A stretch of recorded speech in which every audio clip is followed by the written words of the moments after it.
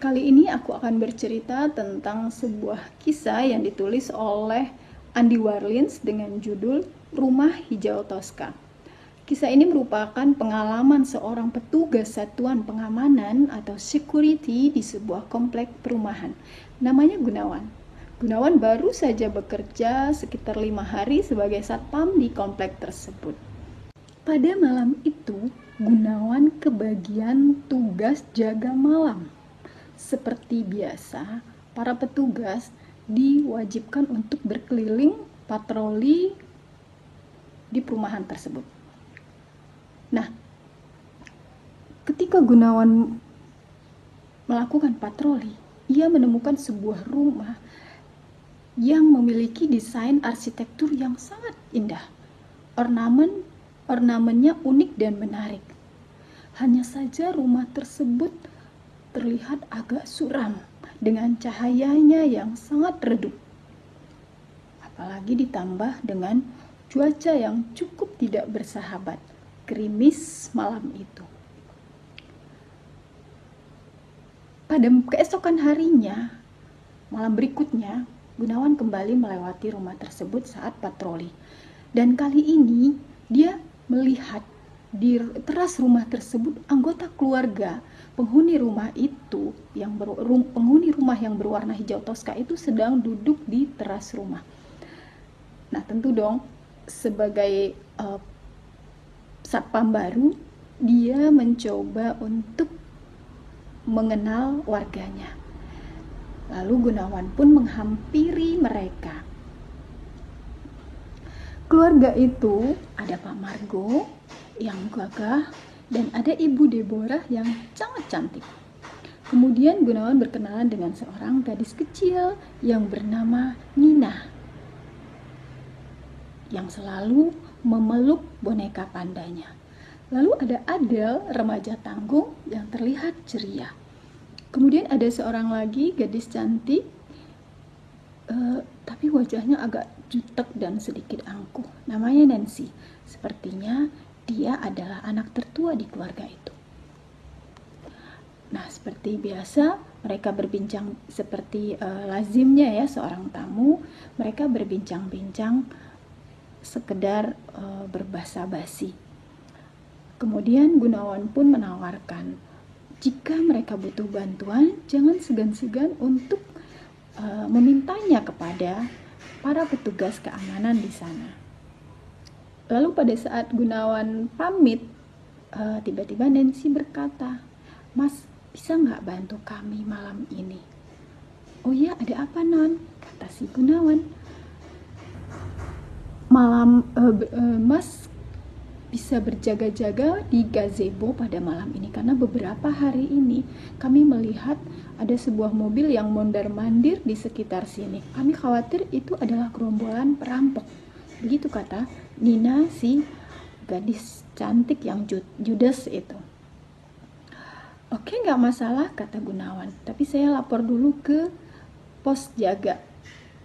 "Tidak usah Mas," kata Nina. "Langsung aja di sini, kan bisa ngasih tahu melalui radio." "Baiklah," kata Gunawan, dan akhirnya pada malam itu Gunawan pun memutuskan untuk duduk di gazebo depan rumah tersebut.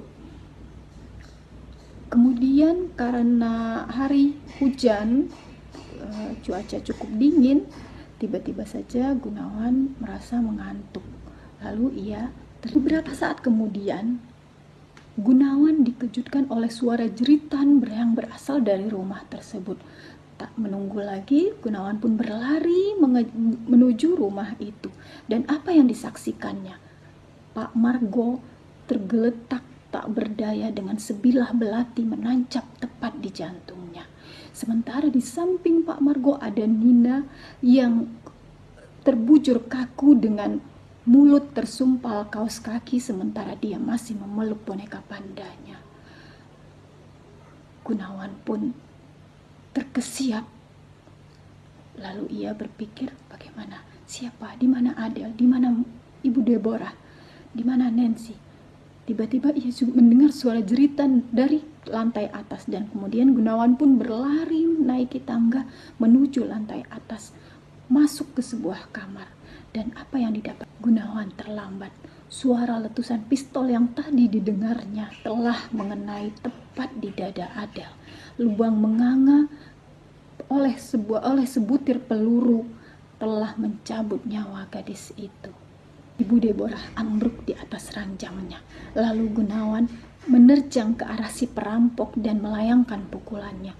Tetapi sayang, tidak satupun pukulan yang diarahkan kepada perampok itu mengenai sasaran. Perampok itu menghilang, lenyap. Dan kemudian Gunawan mendengar suara rintihan. Tidak salah lagi, itu pasti Nancy, katanya. Lalu ia berlari ke arah suara tersebut. Dan apa yang disaksikannya? Gadis itu sedang meregang nyawa sambil memegangi dadanya yang penuh dengan sayatan luka. Tubuhnya setengah telanjang.